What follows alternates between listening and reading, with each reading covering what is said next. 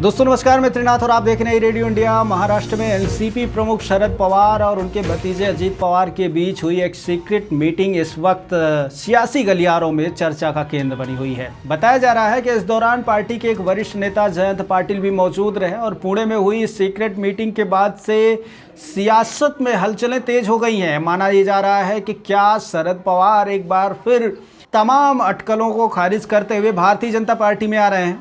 क्या शरद पवार एक बार फिर कोई नया निर्णय लेकर के सबको चौंकाने वाले हैं? इस वीडियो में बात करेंगे इसी विषय पर। इन्हीं सियासी गलियारों में हलचलों के बीच कांग्रेस के एक पूर्व मुख्यमंत्री ने कहा है कि इन चचा और भतीजे के बीच हुई सीक्रेट मीटिंग में 2024 के चुनाव में भारतीय जनता पार्टी को सहयोग देने की बात पर ऑफर हुआ है।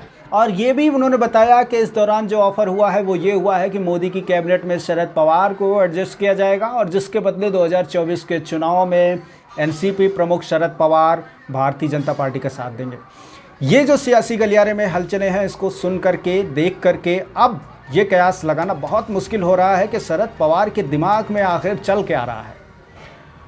इतना लंबा सियासी अनुभव होने के बाद एक व्यक्ति किस तरह की चालें चल रहा है इस अवस्था में, इसका अंदाज़ा लगाना बड़ा मुश्किल हो रहा है।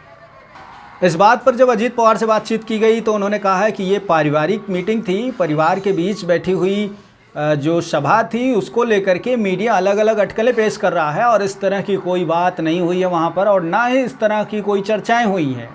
लेकिन सियासी गलियारों में जब आग लगती है तो धुआं उठता तो ज़रूर है और वो धुआं उठ चुका है और ऐसे में उसी धुएँ के आधार पर अटकलें लगाई जा रही हैं, जिस पर कांग्रेस के नेता ने ये बयान दिया कि 2024 में मंत्रिमंडल में आने के चक्कर में शरद पवार, अजीत पवार एकजुट होकर के भारतीय जनता पार्टी का सहयोग करेंगे।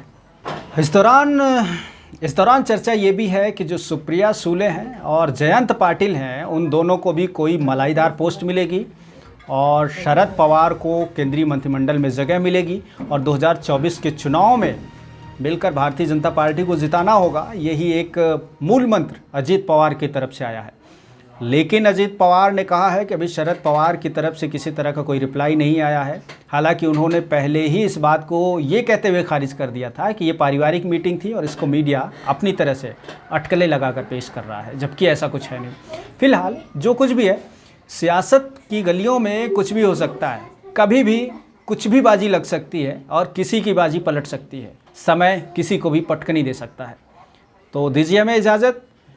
यूट्यूब पर देख रहे हैं तो सब्सक्राइब कीजिए, फेसबुक या कू एप्लीकेशन पर देख रहे हैं तो फॉलो कीजिए। नमस्कार।